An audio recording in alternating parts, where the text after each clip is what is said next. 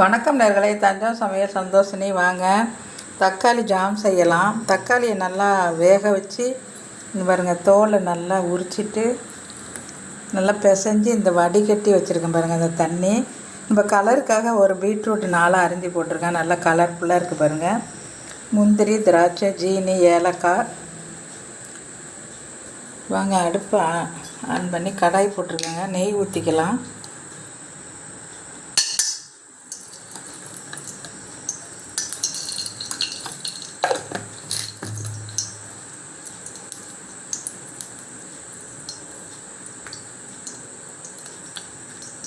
திராட்சை போட்டுடலாம்,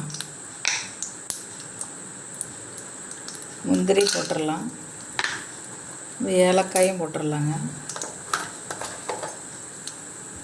இந்த தக்காளியை நம்ம இதை அரைச்சிட்டு வந்துடணுங்க. இப்போ இதெல்லாம் போட்டாச்சு, முந்திரி, திராட்சை, ஏலக்காய் எல்லாமே போட்டாச்சு.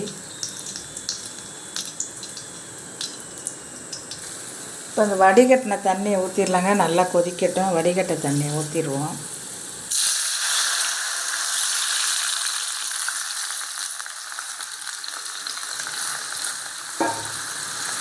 அரைச்சிட்டு வந்துடலாங்க. இப்போ இதை நம்ம அரைச்சிட்டு வந்தாச்சுங்க. இதில் ஊற்றிடலாம்.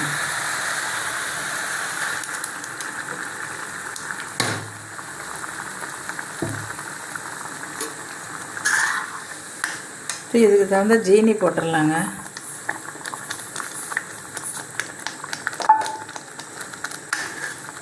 ஒரு கிலோ தக்காளி 1/4 கிலோ ஜீனி போட்டால் போதுங்க. முந்திரி பருப்பு, திராட்சை இது நல்லா சுண்டட்டுங்க. நல்லா சுண்டணும்.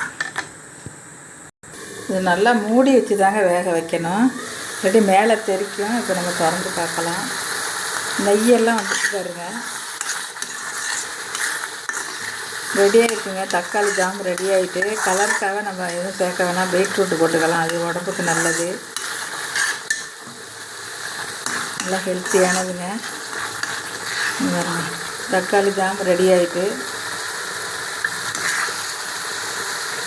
இந்த வீடியோ பிடிச்சிருந்தால் லைக் பண்ணுங்கள், ஷேர் பண்ணுங்கள், சப்ஸ்கிரைப் பண்ணுங்கள். வாழ்க வளமுடன்.